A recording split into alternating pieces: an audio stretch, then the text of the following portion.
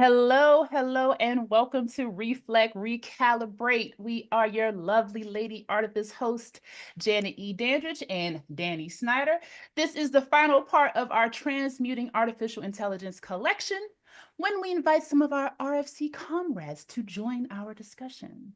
Today, we are further pondering on the social and cultural impacts of artificial intelligence with Chris Van Loan Sr. Oh, Chris is an hey, abstract painter, tech writer, musician, veteran, art lifter, and more. Welcome, Chris. Thank you. Thank you for being here with us. thank you for having me. I'm glad to be here.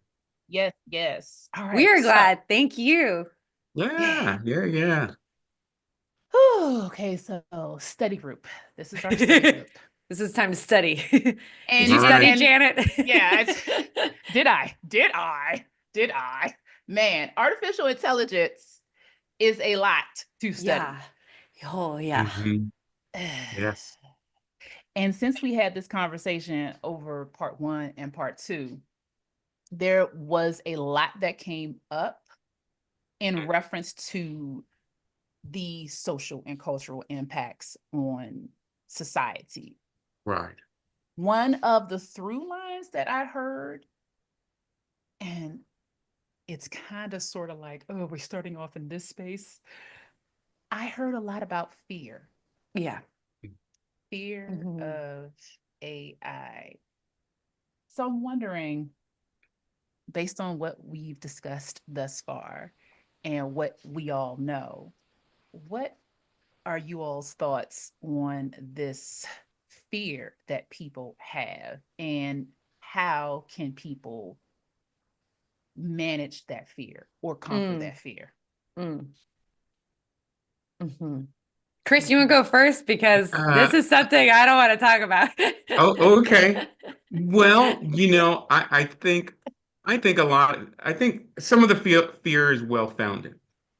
Mm, Um, it's a major change, technological change, and there are going to be negatives and positives. I mean, without projection, these things are definitely going to happen. They are happening. But I think there are just a lot of positives, and it's the thing of throwing out the baby with the bathwater. There's a lot of Janet mentioned, we had a little pre-talk, before we came on about, medical advances. And I've read about some amazing things that are in effect and things that they can find out through AI and solve some of these unsolvable problems, climate and things like that. So those things are there. And then there are negative things and copyright issues and things like that. But I think there's so much to be gained that we should go forward. And I think the fear just you just have to try to balance it out with all things. It's who you voting for. Well, it's pros and cons. Well, where do you stand? Pros and cons. So I think that this is technology that's unavoidable, and just you have to try to balance. Find your personal space where you find a balance between the pros and cons. And in my opinion, realize if it's going to happen, then I mean, if it's going to happen, then you got to get straight with it. Yeah.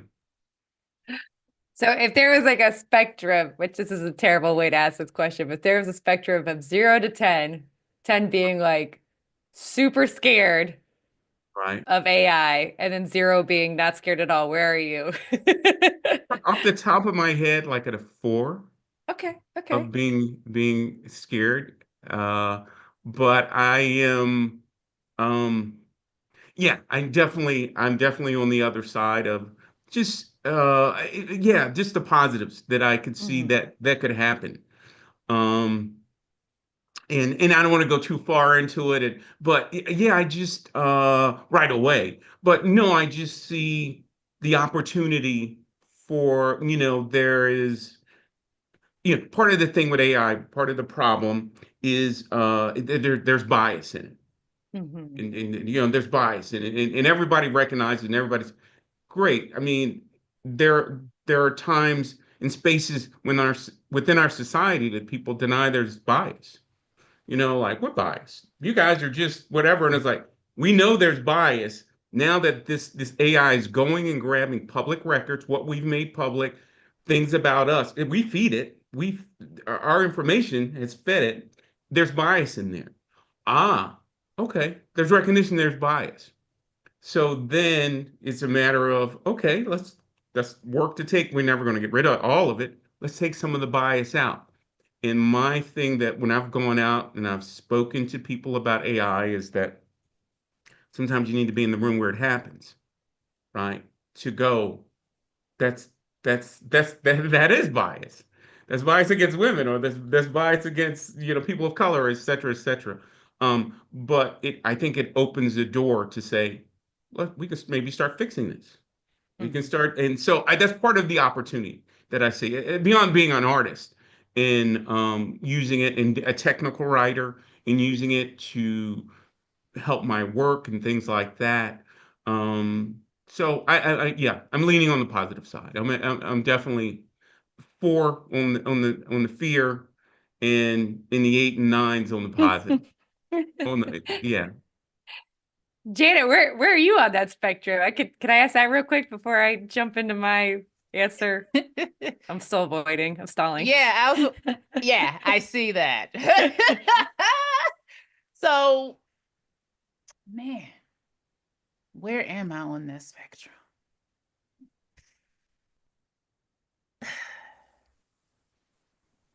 I'm not fearful. So maybe I'm closer to like the one being not fearful and 10 being super fearful, right?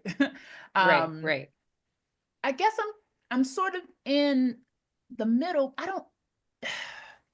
It's interesting to think of the word fear because I don't like using it for myself because it feels like if I use the word to describe how I feel about something that I'm claiming it's really strange and probably doesn't make sense in many ways. But I'd rather think of it as being cautious and aware. So on that scale, that spectrum, 5 in the middle is because I am truly concerned about the environmental impact. It takes so much energy, so much energy to utilize these technologies. And since we're talking about AI, it takes so much energy to use it, and that impacts the earth in general. I'm not a geologist. I'm not someone whose main job is working with, the elements or minerals and things of that nature. But from what I've read and what I understand, the environmental impact of technologies such as computer systems, places where information is backed up, how information is stored, how we use the cloud, it's a huge, huge impact on the environment. I'm also cautious, and this is because of my sci-fi world situation where I Yes, watch right. movies. Right. I'm like, this might just lead to the space where Yeah. humans are gone. Mhm. But it's extreme. But I'm not, I'm just cautious. Yet I'm open to how it can be used to the advantage, as Chris brought up, what I was talking about in regards to medicine and the advances that are being made. Caution. Yeah. I'll take that. That's a good takeaway. Yeah, so okay, so it's funny because Chris said he didn't want to get too far into it, which I feel like in the first episode I got way too far into it as far as why I'm scared. Too many sci-fi movies for sure. And I have a lot of bias. I totally recognize that. And that's the way I've described this to a lot of different people. In fact, to be honest, normally with our study group, we try to have 2 people on, and I talked to a couple different people to potentially be on our study group, and we ended up just having the amazing Chris, which I'm super happy with. But in talking to a couple other people about being a part of this study group or our future study groups, I did tell them in the way I described these collections of this collection of episodes, these episodes, is that I'm coming in with a lot of bias. So if I could find some people maybe on the other side of the spectrum to make this a more open-minded and thoughtful Alex. conversation, Mhm. that would be amazing. Right. Yeah. Because I'm at an 8. I want to be at a 5. I truly want to be at a 5. But right now Ah, I'm still at an 8. And okay. I probably again probably the sci-fi movies. It's funny because Janet, you mentioned like this, that's an extreme vision of this world where robots rule and there's no humans anymore, right?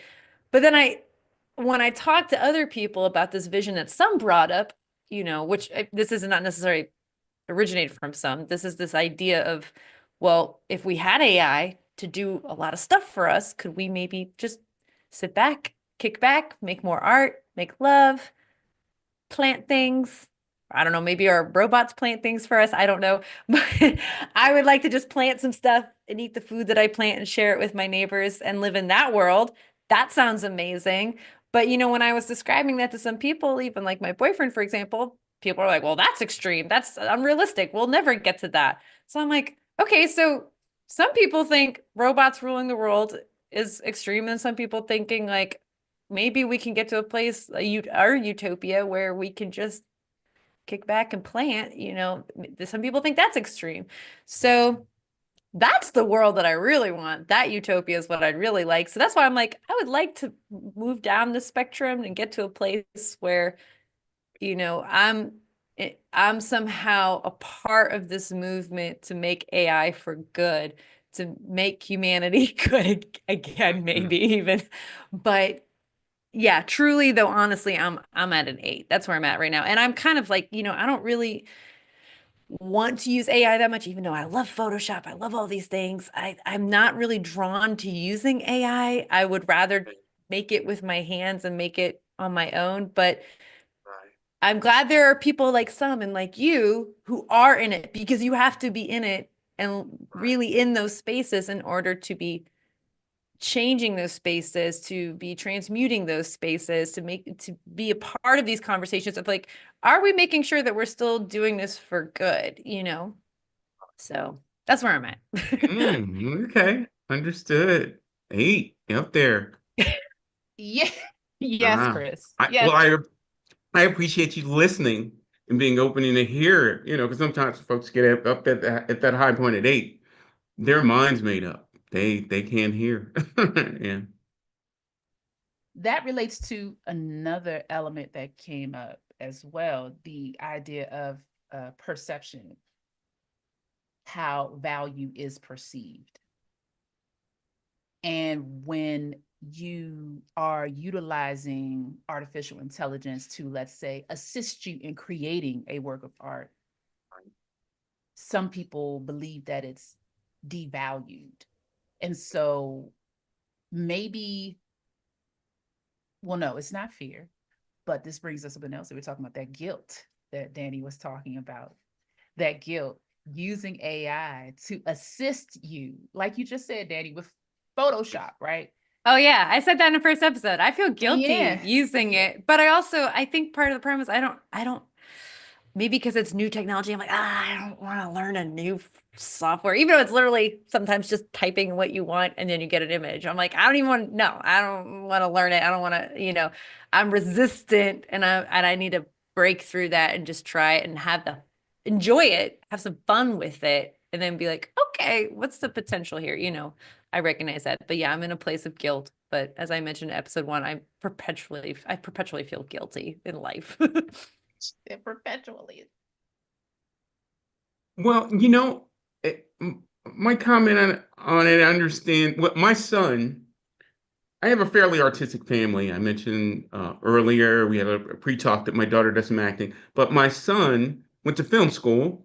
Um, and so we came along. I've done a little photography too, and, Photoshop, we used it. And it's just it has become it's another tool. But I remember all of the hubbub that it was going to ruin photography. and anybody could be a photographer, and et cetera, et cetera, et cetera. And now, he still works in photography, videography. It's just an everyday common tool. I don't know many photographers that do not use it. You shot a wedding or whatever, and ooh, that guy who was serving, we don't really need him in the picture, or the dog, or what. Then you use a little Photoshop. You still had to be there. You had to get the right angle. You had to do, so your artistry is still there. Angles, so forth, so on, and the tools just help in that one particular scenario. So that's one way I see tools like Photoshop. They're just add-ons. They're just extra tools that help the artist take what they're doing maybe a little further. In many cases, I know there are other cases where AI can go too far, maybe borrow too heavily from other artists' work. I realize those things exist. I'm not blind to it, but I remember, like I said, Photoshop. What's the other one? For sound, voice. I can't think of it. You know Oh that my gosh. auto tune. Oh, Mm. auto Auto tune. tune was Oh my again. gosh, when that Ooh, hit. I'm sensing some bias from Janet right now about auto tune. What's that Look, about? it was just that everyone was using it and every song did not need it. Right. And Right. so it's that overuse, that Hmm. consumption, the capitalism that's involved with that, because people thought, oh, I need to use this to make an album, like a full Hmm. album, or even just a song to Right. get a hit, a radio hit. Hmm. And it was not necessary for every single song. And it was getting annoying. It was taking Yeah. away, for me, Right. from the enjoyment of the music. Some Hmm. some songs it worked. I had a professor in grad school who said, whatever works for the work. Auto tune didn't work for every work, but it was being overused because I think, going back to that fear factor, ooh, if I don't use this, then I'm not going to be able to get Hmm. the audience that I want, or get the money that I want Right. from this career. Yeah. No, it's true. It's true. We definitely saw it. We definitely saw it.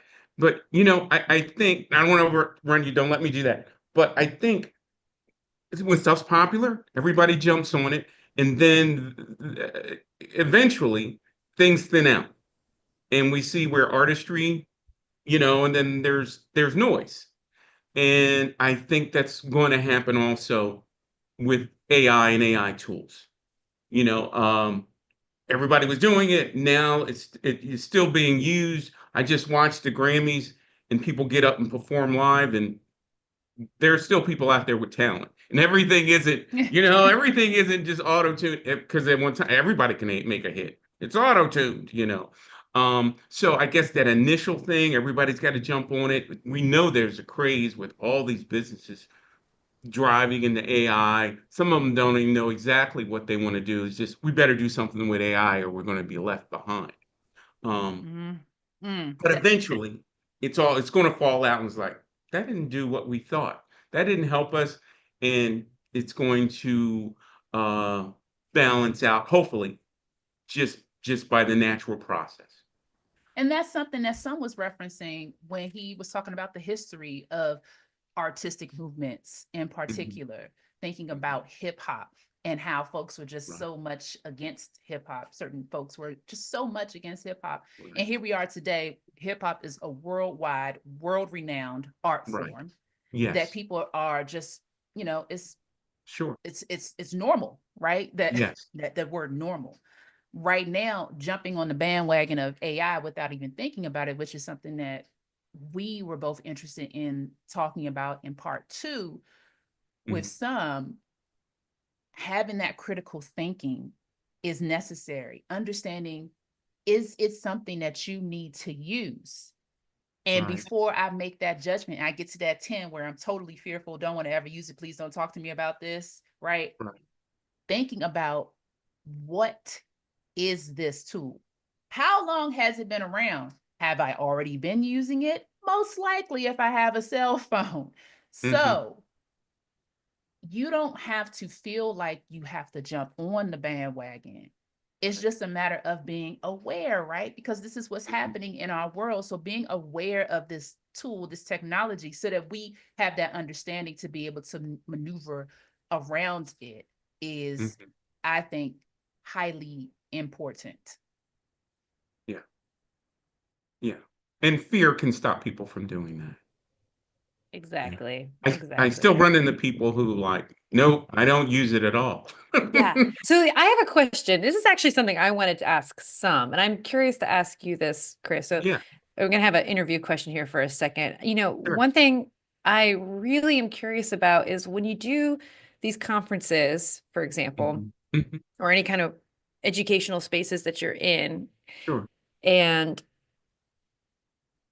when you're talking about your work Right.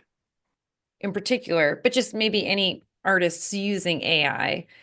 Mm. And let's focus on art because we can go way beyond like doctors and Sure. everything, right? But just Sure. looking at artists, I'm curious, how often are you having to defend what you do? And when you're Yeah. faced with this fear, like you said, it sounds like some people, once they've made up their mind, they've made up their mind, but they're still in that Yes. space. So I'm wondering, like, is there some Uh, curiosities? It's like I'm just curious, like, how do you navigate hmm. this when you're talking to people who are like me, who are coming with a Right. lot of bias and fear? How do Yeah. you deal with that, and especially the defensive part? Like, do you feel like you have to defend what you're doing, or maybe not? I don't know. Well, frankly, I like I said, just curated a AI art show in cooperation with the Austin Public Library. They gave us a large space, had a lot of AI artists come out, filmmakers.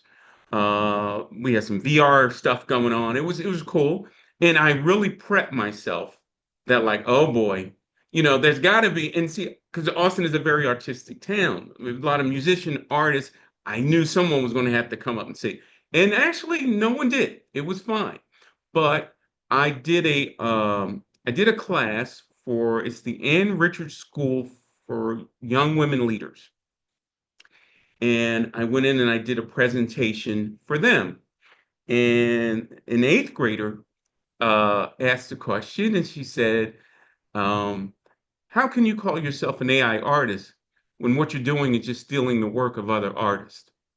You know. Yeah, yeah, from an eighth grader. From Yeah, the Wow. youth, the youth, them. out of the mouth of babes. And she's you're just taking and it's just taking a data creating a database of other artists' work. And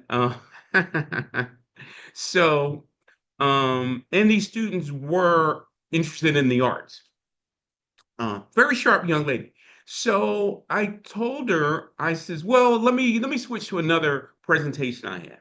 So in that presentation, I showed her this is my process.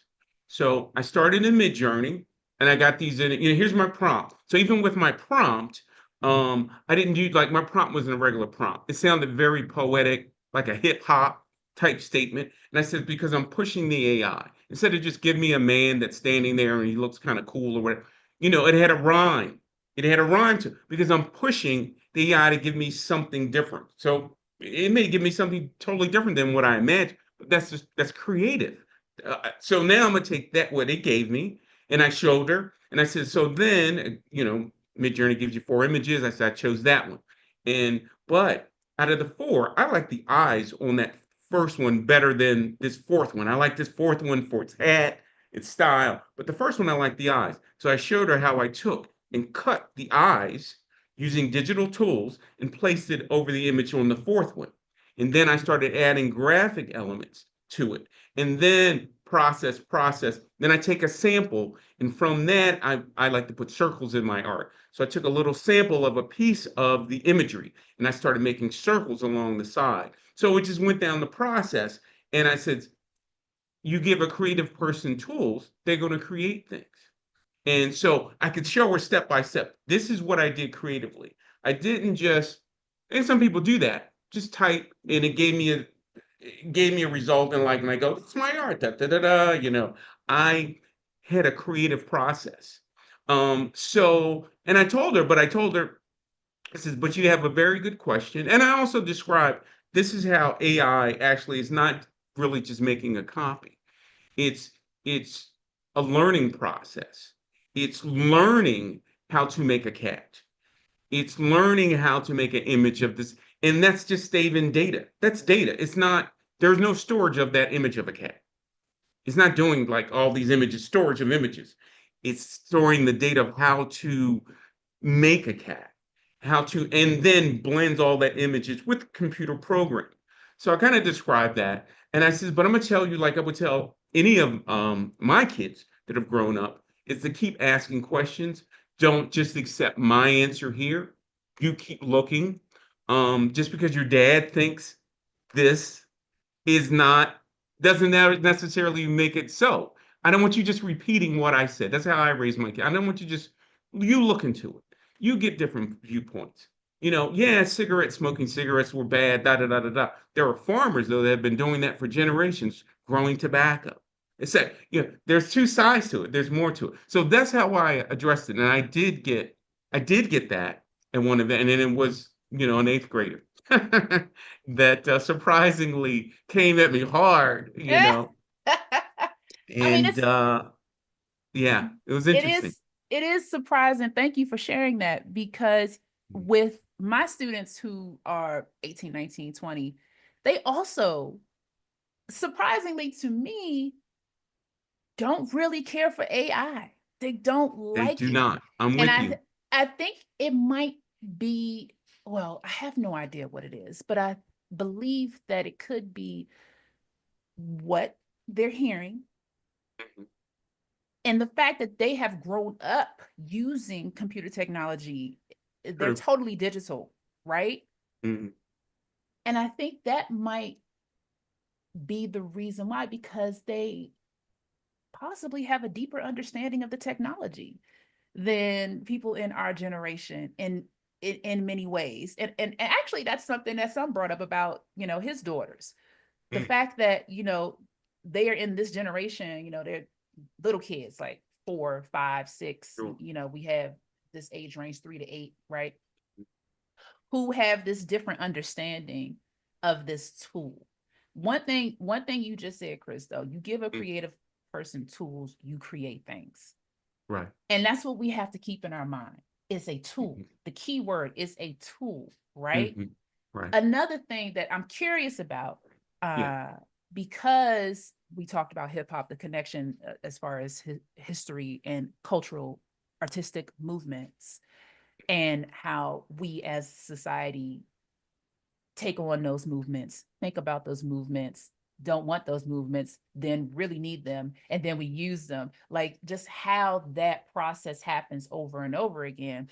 Right. Getting to the AI, and how you said your prompts are sort of hip hop style. Hmm. I'm now curious Right. if you can give some examples of prompts that Uh, you would use to get what you need, because as far as the mhm. study group is concerned, right, people can take Right. this note, like, this is the sort of Hmm. language that I can use, that I need to use, and Hmm. how do I use this language, obviously in their own voice, in our own voices. But Right. what are some examples of prompts Yeah. that you use? Um, I take a couple approaches uh, in that in that example. What I was mentioning, like the prompt was sort of hip hop. I've done like spoken word things. So it would just be a rhyming. I can't remember off the top of my head, but the prompt was something like an image of an African American artist full of hip hop soul. Um, whereas enlightenment was his goal, and it's things like that. And I was like, well, what would AI make when up with these types of prompts? And like, well, let's see. So right off, again, the thing that it generates is like, wow, that's interesting. Maybe that isn't where I was going. I'm opening the creative process right there, and that, okay, this let's go down this path. That's kind of cool. So I'll just do that. I'll just have a little wordplay, some rhyming, a little feel, and then when I want something a little more specific and descriptive, I'll actually use Chat GPT to create my prompt. So I, I just tell I want to create help me create a prompt where there's an artist, he's painting, he's using various colors, he's standing in front of a canvas, but I want it to be something that looks more like an abstract figurative piece or something that's more modern or space age, etc. And I'll let Chat GPT give me a prompt. And it's like, ooh, it can give me a much more detailed, it might describe the angle of the camera. And then again, I'll go in and go, oh, that's pretty cool, except I don't want that particular part. Let me take that out.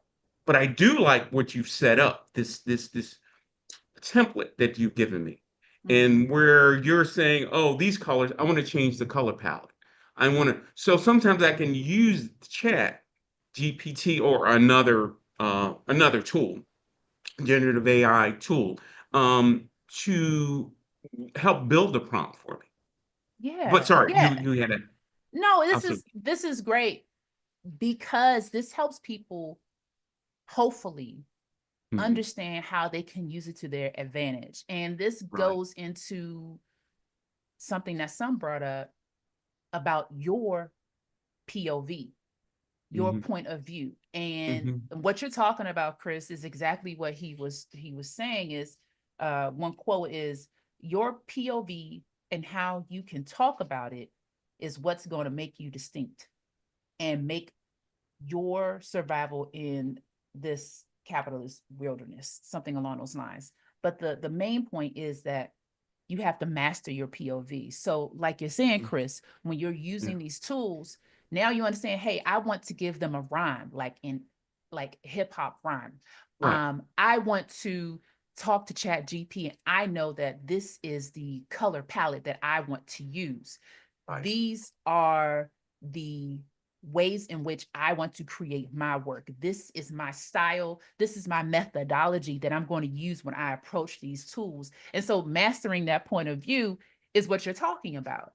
Hmm. I have to figure out if I decide to use AI more often if I need it, how do I master that POV? For example, with the work that we were talking about previously before we got onto the live, I need to understand how the algorithmic element of my work is going to function like I need it to function. So when I go into the system, Hmm. do I want it to be a silhouette?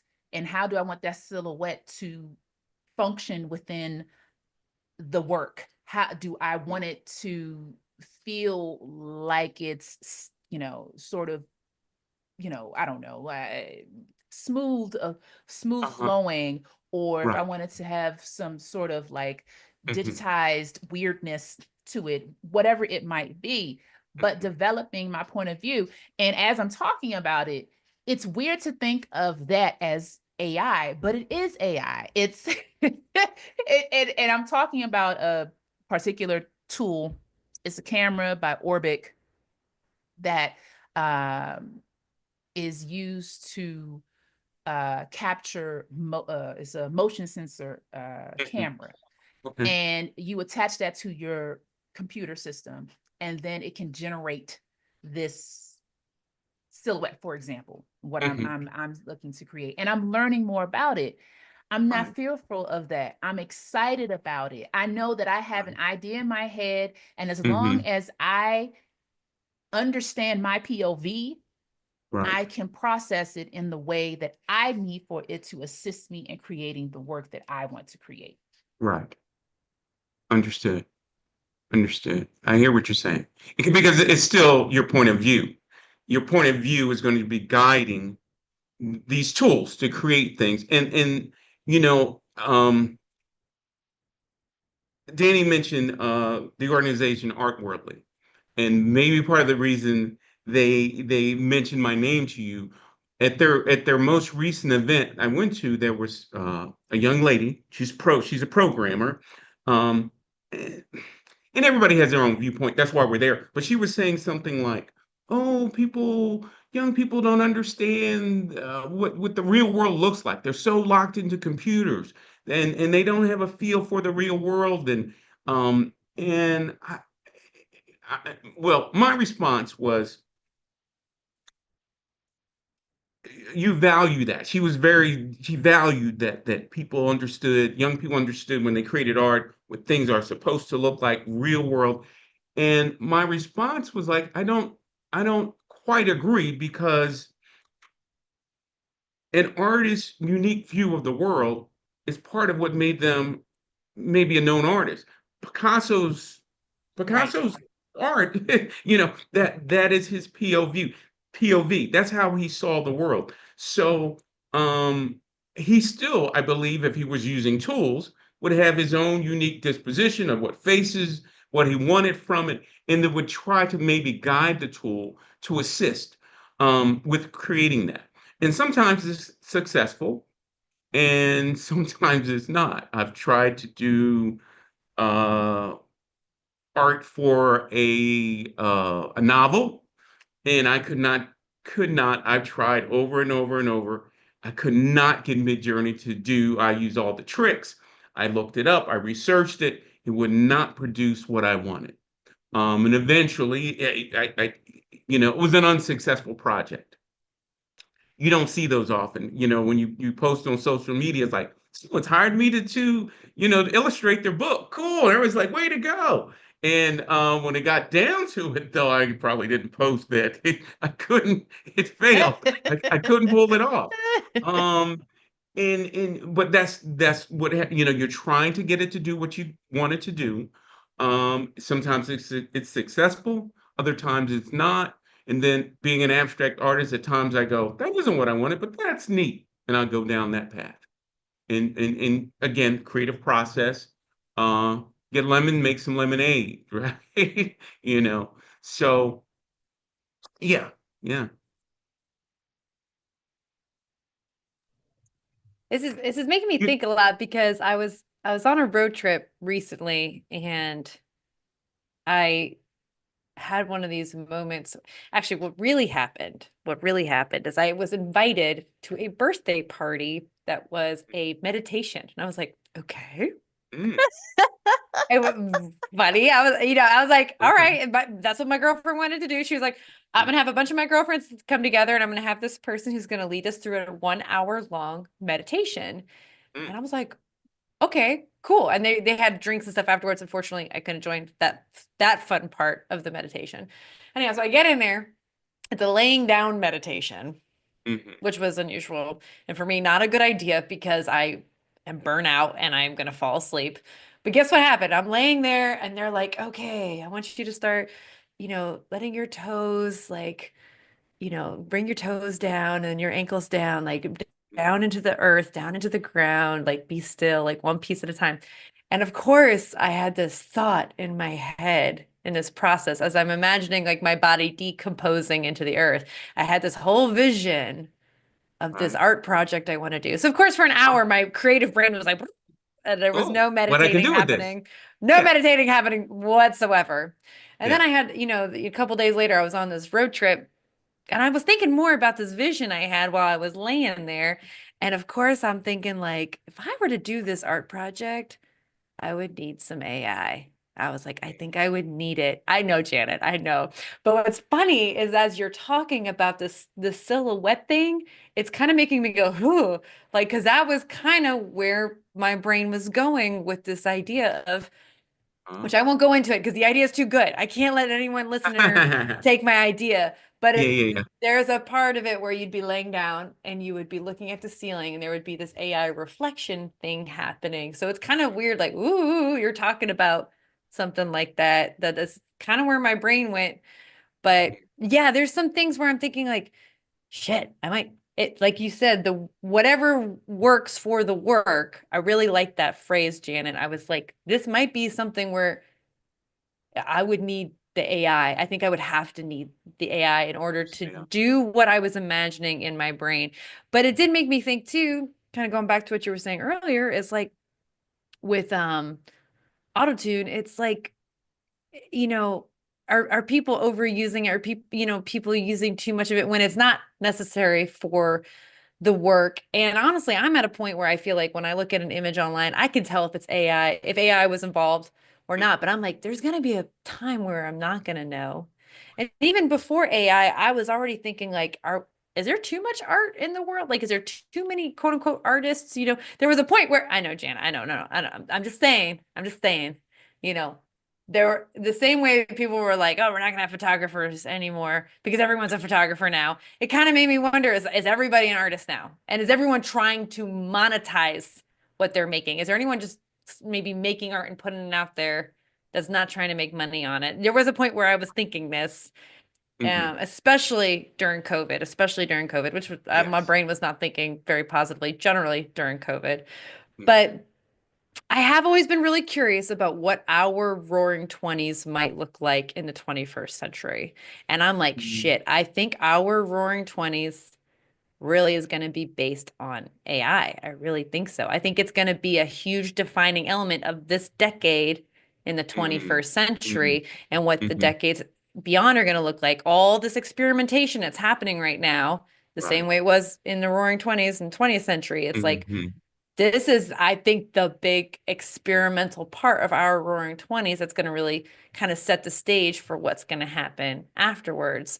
So I want to try it. I do want to try it a little bit. I don't want to try it too much. I think like if I found the right project, like this one idea I have, I'd be like, okay, let me do some research here. But generally, it's not something I'm really drawn to. And again, like I said before, I'm glad there's people like you out there who are really doing it and like that can be your thing. My thing can be prison abolition in different ways. Like there's someone who's doing the AI thing, there's someone doing this thing. Yeah.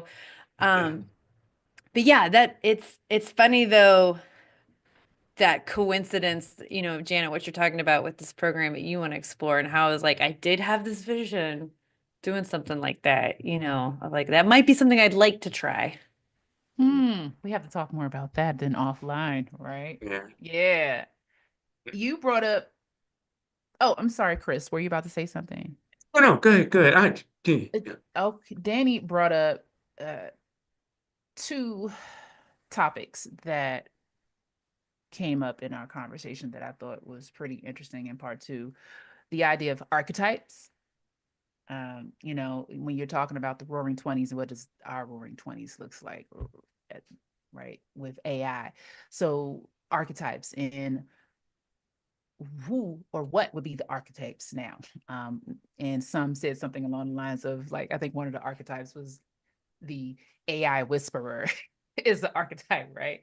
So that Yeah. was one thing. And then you brought up, Danny, as another topic, the idea of monetizing. And one of the notes that I took down from the conversation with some is the idea of the creative, the creator, and the artist. And so the creative needs the industry, is making work for the industry. The Hmm. creator needs the audience and is making work for the audience, like Instagram, for example. And then the Hmm. artist is making art because that's what you can't, that's what you do, period. Right. You're not making it for anybody. It's going to Hmm. happen regardless. And what he was saying was that he has many raps in his phone that no one will ever know about Ah, because yeah. it's not about the creative industry. It's not about being a creator for the audience, right? Hmm. So I think that's part of building that POV. Who are you? and Yeah. and what are you doing? What is your goal Hmm. with your work with, in particular, since this is our discussion, Hmm. AI, and how is that going to influence your since we're talking about industry and audience, how is that going to influence your brand? Hmm. Um, a lot of interesting stuff there. I and I hope I addressed what you brought up there. I I find lately, um, there's being an artist, and then there's the behind the scene, the work of being an artist. So as far as in the commercial space. So I paint. Um, I've had some art on display, like I said, at various businesses, some mortgage companies, uh, Fox News bought my art. I had a little conflict there, but Oh, look at you going to start bringing that up and spilling that tea right there. Whoa. Oh, I, I'm like, I, we gotta take it back. No, we can go. We can go oh. forward. We Well, can go I, forward.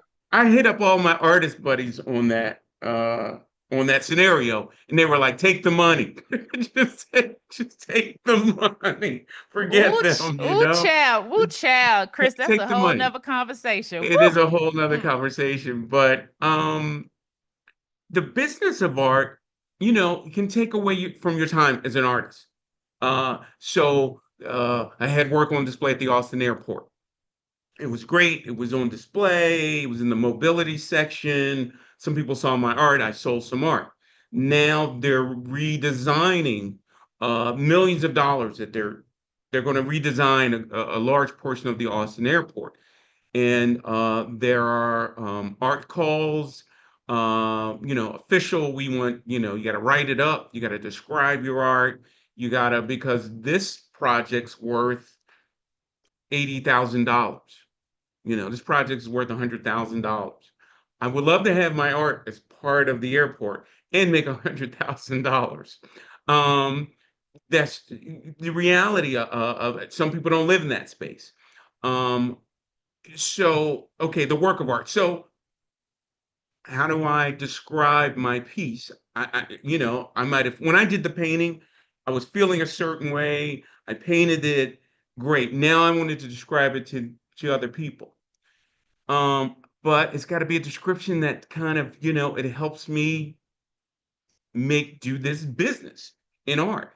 How can I come up with it? So I have the ability to upload this piece of art. It would be great if I just had this whole dissertation on this piece and describing it. I can upload that piece, right? And say, in this context of art community, in this space of an airport, give me some description describing my piece of art that I created that fills this kind of void. Give me two paragraphs.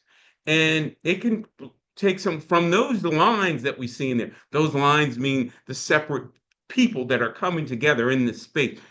AI will do this and say, and that thing that looks like a flag, and it's like, wow, I never even thought of all that. And those little circles represent the people and their migration and the movement, and like, oh wow. So then I can take that and then I'll modify it and go, I don't really feel that about this part. That's not even in my, but that part, ooh, that's great. And then I can tweak it. So it's a matter of not only in the creative process of creating art, it helps me do the business of art, and which can take up time, effort.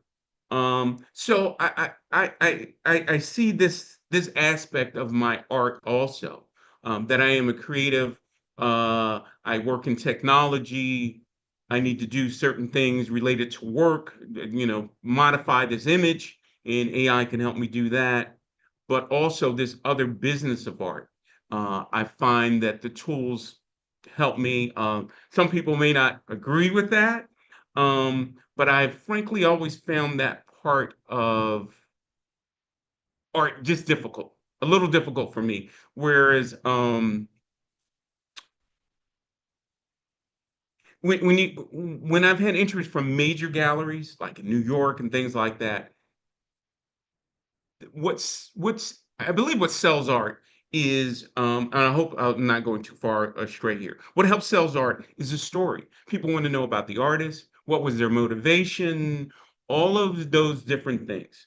There is a chance that some of that will be lost as people go into AI art spaces. But what I think is people will not purchase that art.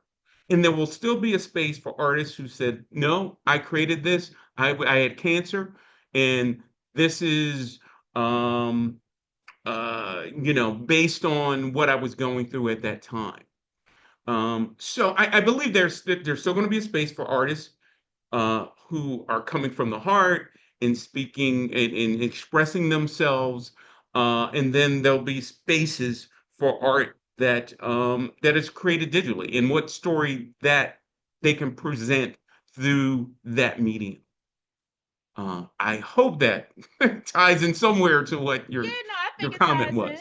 I think it definitely ties in because of that archetype that separation that you're talking about creates, right? The person who makes the AI artwork and the person who does not use AI to create their artwork, just as the two of the examples that you gave, Right. and the stories that will come from that AI artwork. You know, Mhm. there's compelling stories of, hey, Right. I mean, this is just like with some coming out of the Digital Action Committee, LAPD, Stop LAPD spying, etc., and not looking at AI as something that you know he was going to use. I believe that's how it went. Part of just a little bit of the story, Mhm. or looking at AI and not something that he wasn't going to use, but looking at AI as something that was bad because of, Mhm. I think it was predictive policing that he brought up, right? Yes. But then Yes. understanding how, okay, I've been working in this sort of realm all this time, Right. and I've been training for this, and this is how I can use it for, I'll say, quote, just good, right? This is how I can use it to decolonize. This is how I can use it Right. for the people instead of Right. against the people, right? So Right. these that definitely pointed to the archetypes and how these new archetypes are being developed that some was talking about, bringing up in the last conversation in part two. I actually want to go back to something that you said, and this is probably totally off. Mm. And I don't know how we're going to bring it back around. But Danny, something Danny said, the meditation that you Oh, said, and right. you're saying your mind was running, and you were thinking about, as you were, I don't know, melting into the earth. I forget what you said, but your mind was running, and that wasn't meditation. I believe you were saying, like, you couldn't meditate, right? Although I do think creativity is a form of meditation, but we don't necessarily need to get into that Yeah, in but this that's podcast episode. But yes, yes, it wasn't the if there was a right or wrong type of meditation in that space, that was the wrong meditation. I Mm. literally had people next to me snoring at one point, and I was just Uh, like, I was ready for the next cup of coffee and for a notebook. I was like, let's funny. go. Let's put this down on paper. But again, in that process where I started thinking about later in the car about AI, how I would need AI to do it, then I was kind of like, oh, well, would I make something like this? I don't know if I want to, or I really would love to see maybe someone else make it and I get all the credit, whatever. Like, Yeah. Yeah, that's something, another conversation, right? But I was thinking, well, meditation is definitely all those things. It's not Mhm. about not thinking, right? Because I think a lot of Mhm. people think it's about not Right. thinking or like shutting everything down. right. Well, I should not, I don't know, but I've heard people, I should say. And initially I was feeling like that. Like I'm not supposed to have any thoughts in my head. Mhm. But then I realized, oh no. And from, just learning more, like, hey, this is not about not having thoughts in my head because that would be insane. It's Yeah. about how to manage those thoughts, right? So that's a Mhm. sidebar. Bringing it back around to what we're talking about today. Um, because we, have about 5 more minutes and Mhm. until this episode Time has conclude. flown. Wow. Yeah, right? Time Yeah. is flown, It right? always does. It It always Hmm. does. exactly. I was thinking about what some professors told me how they feel about students using AI. Some people were Mhm. totally against it. Some people were just, hey, they can use it, and this is the parameters I provide to them.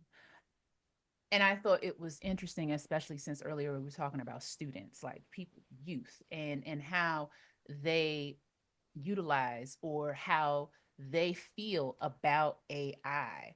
That was something that I thought was interesting as far as in the development of these archetypes, and how these youth are the people who are developing these new archetypes. People in general, right, who are using the technology, but the youth are the people who are using it and have been using this technology, and they grew up on it. So that's also another interesting element as far as students who may not appreciate this technology or do not like this technology, but they are the ones who are creating the archetypes. And so continuing archetypes in the traditional sense, right? Or the ones that we've already developed. And then these new archetypes coming from the students who are interested in AI. But I want to ask this question that we have to you, Chris, before we have to wrap up. Okay. Or you can choose. You can tell us what surprised you about, or what raised your curiosity. Something, as Danny says, that made you say, in part two or part one. Was there anything that surprised you that you heard? I wasn't surprised. I saw the interview with some, Mm-hmm. and what I thought was like, well, I don't know how interesting my interview will be because he's covered pretty much how I feel about, this movement, this art, AI, and things like that. So that was what I thought. Yeah. Well, what was the takeaway? Did you have any takeaways from that episode outside of, oh, I'm aligned with this dude? Who is this dude? No, my takeaway, no, there definitely was an alignment there. Um, there was alignment there. I often in my artist mode, I wear a little blue streak in my hair, but I noticed he had a little blue streak in his beard, and I was like, oh, stole my mojo. I can't look like I'm copying him, you know. So yeah, no, that was I found myself far as the content though, in agreement with a lot of it. And also Danny, I got a little feel that she was like, I don't know, I'm moving into this slow, and and an understanding of that because I see that too. I see that often. Yeah. Okay. And Danny, did you want to share any takeaway that you had before we go into our special question? I mean, I think we can go into special question because I pointed out in the other episodes like some takeaways I have, but I definitely I'm getting there. I'm getting there, y'all. I'm being very honest. I'm getting there. I want to be part of the cool kids club. And I don't want to be a dinosaur. You won't be if you don't want it, Man, Danny. I've You thrown out a won't lot of be. like it's You're funny that getting you brought there. up the archetypes because I am throwing out a lot of archetypes, stereotypes today for sure. Even the like, I want you to make it, I'll take all the credit. I don't want anyone here thinking that that's how I work or roll at all, at all. But no, I'm curious because I'm a collaborator. I love to collaborate with people. My takeaway, I guess, just for right now, like what I'm feeling right now is I want to find some people locally, I don't know if they exist, that are exploring AI and collaborate with them and maybe kind of just observe a little bit more. That's kind of what I want to do right now. I don't know if that's a takeaway, but that's kind of Yeah, what that's I a want takeaway. right now. Yeah, okay. Yeah, I think Takeaway. that's a takeaway. All right. One thing I want to reiterate, and then I'll get share my screen for you, Chris. Okay. One thing I want to reiterate is just that advice that some gave for engaging with AI. I think it's worth the reiteration in this conclusion of this collection. Number one, study history. Mhm. History of artistic movements, cultural, social movements, political. Study history. Two, determine if AI can help you solve a problem. Three, don't do anything unnatural to you. Four, engage with it when necessary. Mhm. Five, talk to your fellow artists about AI. Mhm. Talk to folks like Chris, right? Mhm. And six, develop your POV, master Mhm. your POV. That was a big Mhm. takeaway for me. So, Mhm. with that being said, I am going to share my screen. All All right. right. I'll do the drum roll. Cool. Brrr.